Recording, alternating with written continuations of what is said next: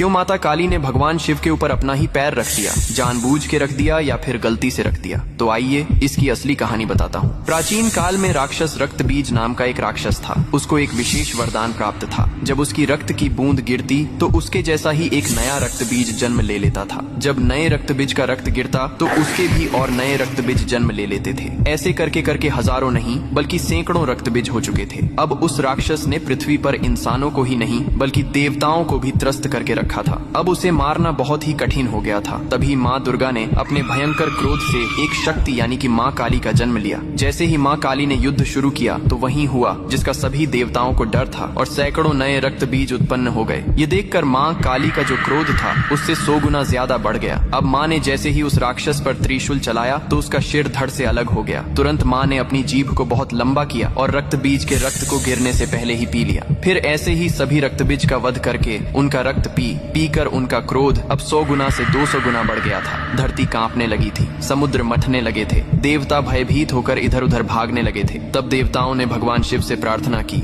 हे महादेव, आप ही माता काली के संताप को शांत कर सकते हैं। शिव ने देवताओं की पुकार सुनी और माँ काली के सामने युद्ध भूमि में पहुंच गए। लेकिन माँ अपने तांडव में इतनी लीन थीं कि उन्होंने शिव को भी नहीं देखा। तभी भगवान शिव ने स्वयं माता के चरणों में लेट गए। जैसे ही माँ काली का पैर अनजाने में शिव के सीने पर पड़ा, तुरंत उनका क्रोध शांत हो गया। उन्होंने नीचे देखा तो अपने प्रिय पति शिव थे। यह देखकर उनकी जीभ शर्मिंदगी से बाहर निकल आई। इसके बाद शिव ने मुस्कुराते हुए कहा, हे माँ, तुम्हारा यह रूप सृष्टि के संतुलन के लिए था, लेकिन यह रूप अब धरती पर बहुत धाम से पूजा जाएगा। यही कारण है कि तस्वीर में और मूर्तियों में माँ काली को शिवजी पर खड़े हुए दिखाया जाता है, जो बहुत ही शुभ माना जाता है।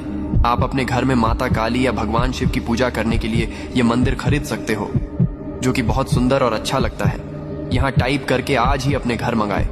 अगर इसी तरह पुरानी फैक्ट और नॉलेजेबल वीडियो पाना चाहते हो तो फॉलो जरूर करना। हर हर महादेव, जय श्री राम।